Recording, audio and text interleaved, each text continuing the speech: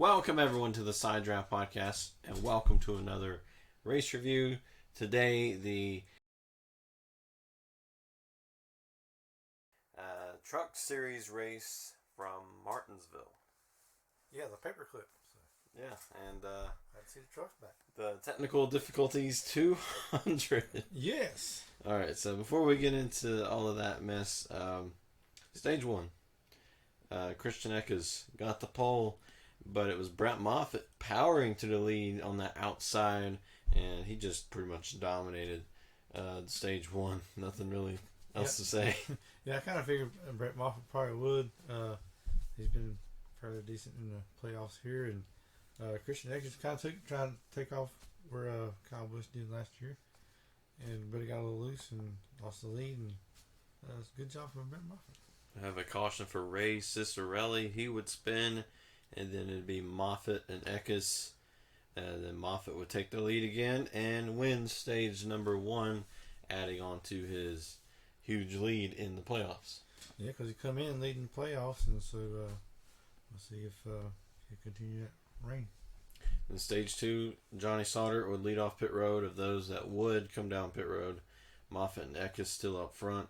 Moffitt would lead, and then Eckes and Crafton, they would battle for a little bit. They would have a caution for Tanner Gray in the 15 truck, I believe, making his first start. So, wild place to make your first start. Yeah, of all the places to make a first start, it's Martinsville. I mean, everybody look at the track like, this is all be pretty simple, but really Martinsville is very hard to drive. So it's a lot of mental and physical. So then Moffitt would lead off pit road. But Matt Crafton, he would have to make a battery change, and they just could not get the truck to fire off. And it took like 8 laps to get it back out there. And Crafton had a good truck, and I think really the way everybody else raced, I think Crafton would have won if it was not for that. Yeah, there's something about with the issues with Thor Sport, the motors, and the battery issues. I mean, yeah, it's pretty tough for them. He's battling for a championship here, and just don't need these issues right now. Yeah, now that puts him in a must-win situation, or not necessarily a must-win situation, but it's going to be tough to crawl out of a 9-point, disadvantage on the way that Austin Hill and Ross Chastain's been driving lately. It's going to be tough to beat those guys.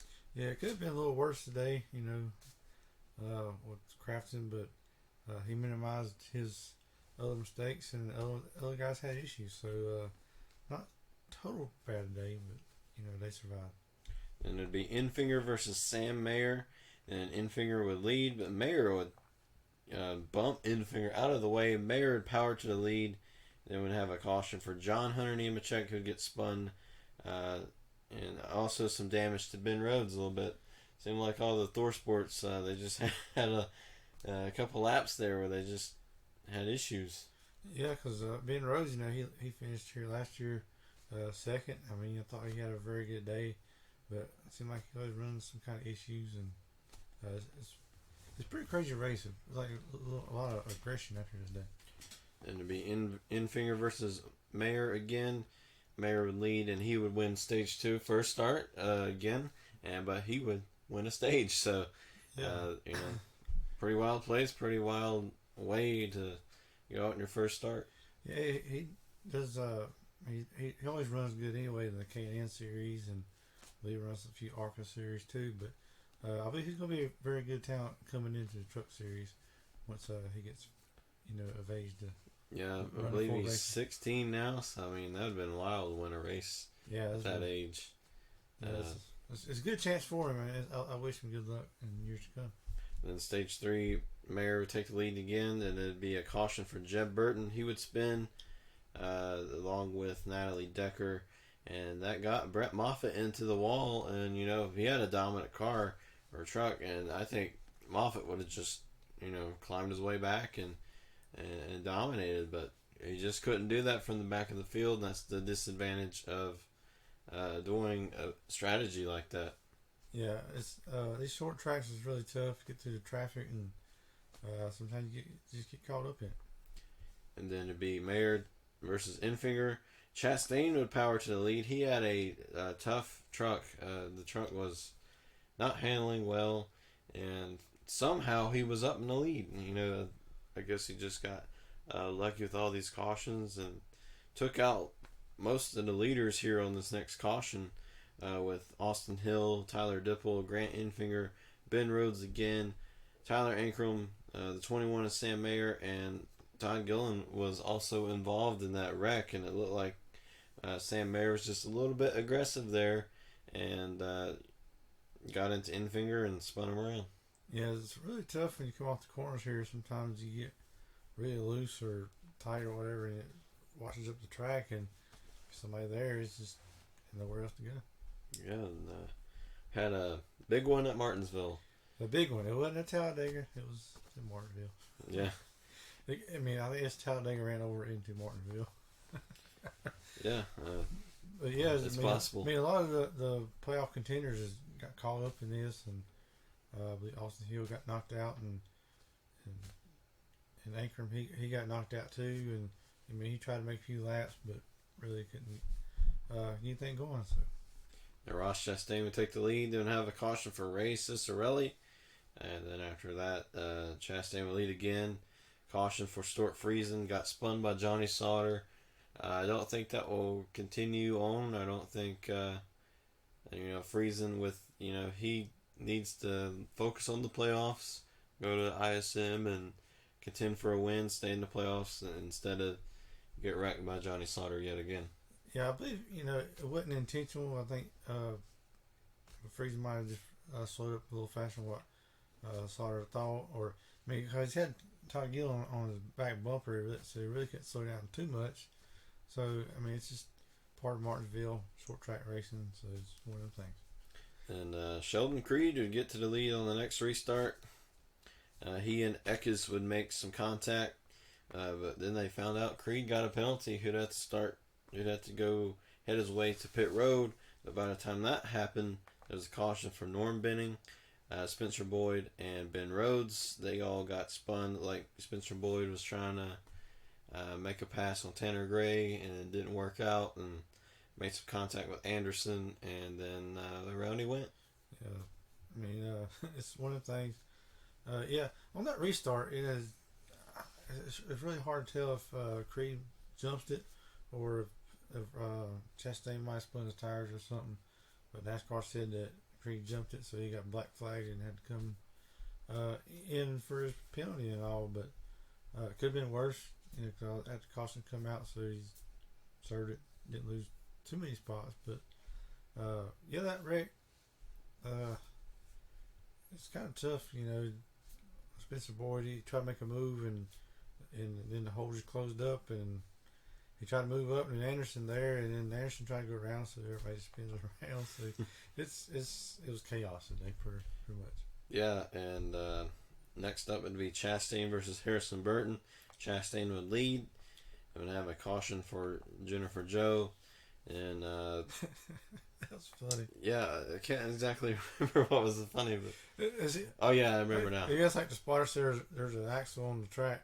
She's like, I wonder where that come from. she thought it came out of the truck, so it was kind of funny. I like their humor at certain times. It's like, there's an axle on the track. Yeah, I wonder where it come from. It's probably our truck. What would give you the idea that there might be an axle on this? We have no power. We're not moving nowhere. Oh, that's where the axle went. And then be Todd Gilliland powering to the lead, and have a caution with Natalie Decker, Jordan Anderson, and Gus Dean. And then we would spend a whole bunch of laps for no reason, to like 10 laps over that. They just wasted. Yeah, it's like a big part of the race right there. They could went ahead and red flagged it and stopped them. I think that's what they need to do instead of just burn the laps up. Yeah, at Martinsville, you ain't going in overtime. There's nothing that the guy in second place can really do besides, just knock the guy out of the way. So, wasting laps really does not help the racing at Martinsville. No. It helps the intensity, but also, the only way that the second place guys are going to really get around them if they just knock them out of the way, which, we've seen a lot of that. But at the time, I believe Chastain was just wanting to keep running all the laps down to about like 3 to go. Then Yeah. I just keep running around here. But no, Jordan Anderson and Natalie Decker, they really had nowhere to go. I mean, everybody just washed up the track and they just up against the wall. They had nowhere to go. So Yeah. very unfortunate. I know Jordan, he was staying on the lead lap at that point, and very tough when you got nowhere else to go. Yeah, I mean, it's a paperclip, and think about paperclip, it's very small and you can't really go anywhere. You can't get out of everybody's way. Yeah, so if you get out of somebody else's way, you're going to be in somebody else's. So yeah, so it's kind of like what we said about Bristol. Yeah. But then after that, we didn't get to see anything. Yes, it was a great finish. I mean, I heard about it. But I don't know.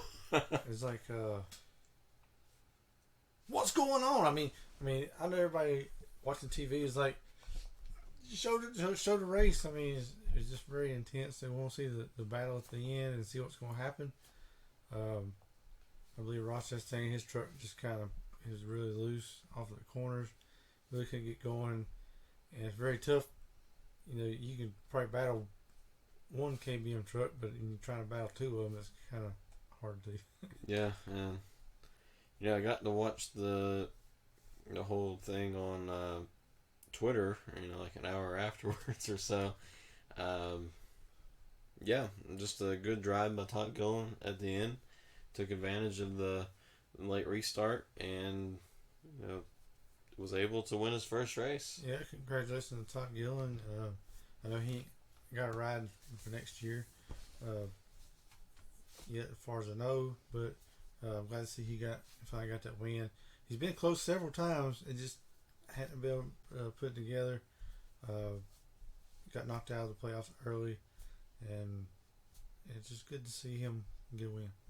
Yeah, and I really wish I could have got to see more of it. Yeah, it would have been nice to see the celebration and the interview afterward and the Victory Lane celebration, but I guess football's more important. Who cares about football? Come on, people! Especially college at that. I mean, I would understand the NFL, a little bit, but college football, really? Come on, Fox. Which it could be argued that, like, the trucks and Xfinity is kind of like, sort of like college football, I guess, in a way, but not really. But the trucks are probably the most popular, or at least to the hardcore fans, among the top 3 series. So, or at least it is in my book, especially at Martinsville. And I don't know what exactly happened. They didn't really come out and say why it happened. May have been something that we wouldn't think would happen, but they just I don't know. I think we hear them talking about it. We just couldn't really see it. But yeah, I love the truck series. I think it's one of the greatest series out there because you can tell by the day, they're all trying, they're racing hard, and it is a good race. I mean, just everybody's just really trying, and it's the playoffs. It's playoffs. And Fox just dropped the ball pretty much. Yeah, I believe Harrison Burton also spun. He was looking to get his first win as well, and somehow got spun by Ross Chastain, and or I believe it was all due to himself. But again, we didn't really get to see much. We can't tell what happened. But y'all know about as much as we do. If you don't know what NASCAR is, and you're just somehow on the video, you probably know more about the finish than we do. But yeah, it sucks because I believe that's probably the best race of the season, at least in my book. And it sucks that people are going to overweight the race by this one little mistake by Fox or FS1, and now it's going to be. When we look back on the race, we're not going to remember it as Todd Gilliland getting his first win. We're going to remember it as the day we didn't get to see the finish. So, yeah, just awful timing. But still, at least good call by Vince Welch. From what we could hear, it sounded like an exciting race. Yeah, that's a nice finish if we could have seen it. But it's one of the things. I mean, once they did get back on there, then they switched to football. I mean, it's like, come on. I mean, it's like. I think the football the football broadcasters, they was able to talk more about it than the actual broadcasters at Martinsville. So yeah, it's just an embarrassing moment, but it was a good race regardless of whoever dropped the ball on that one. Yeah, I mean, football is not important. At least to race fans. To race fans. I mean, we want to see, Todd Gilliland, get his first win. Here's the interview and see him in victory lane. I mean, Fox just cuts him off short. I mean, I ain't going to try to badmouth Fox, but they screwed up. Yeah, and I don't want to get too political about it, but it's just frustrating as a race fan. Like I said, of course, if you're a college football fan and wanting to see the football game, you probably would have been angry that there's NASCAR interviews going on. So what would happen if you're watching the Super Bowl? All right, he's at the 10-yard line. He's at the 5. All of a sudden, it cuts off and goes to NASCAR, and then you're like, did he score or did he not? What happened? So I believe if the program that's on at that time, let it finish out, finish your time, and then go to the next sport or whatever you need to. Yeah, it's just a complicated thing. It happens in sports where, either the football game goes into overtime or NASCAR goes into red flag and takes forever, and there's a football game, soccer game, ballet, whatever is going on after that. The ballet fans really don't want to see, so. There's probably thousands of fans out there who just took a baseball bat to the TV, because they got so mad because they want to see the end of the race, and then it's just.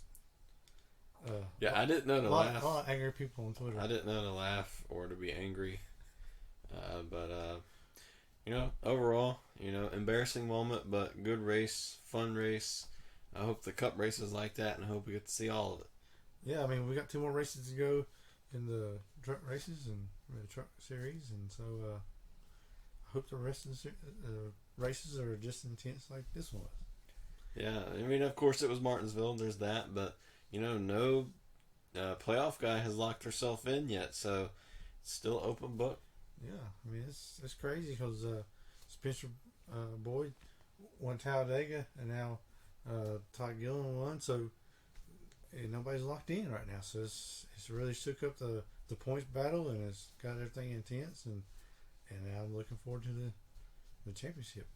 Yeah, I'm really looking forward to wrapping up the whole entire season. I know we've kind of had a stale playoffs up until this point. I think it's finally starting to be intense. It normally does that around Martinsville, then it'll start getting better. So. Hope we get to see more good racing, because that felt like an old school Martinsville race. Oh, yeah, that was... So I was really, really happy about the race. And again, congratulations to Todd Gilliland. And here's the hoping that he gets another ride somewhere. Yep. And we'll see what he can do with this new rivalry with Kyle Busch. Yeah, because, I mean, I know he's in the heat of the battle, and he's like, I don't even want Kyle Busch in, which is funny, but I understand him. But yeah, with the races to come, I'm hoping to see more aggression and like all the fans out there, I would like to see the end of the race. Yep, but we're glad you stuck around for the end of the podcast. We're not going anywhere, well, of course we gotta go somewhere,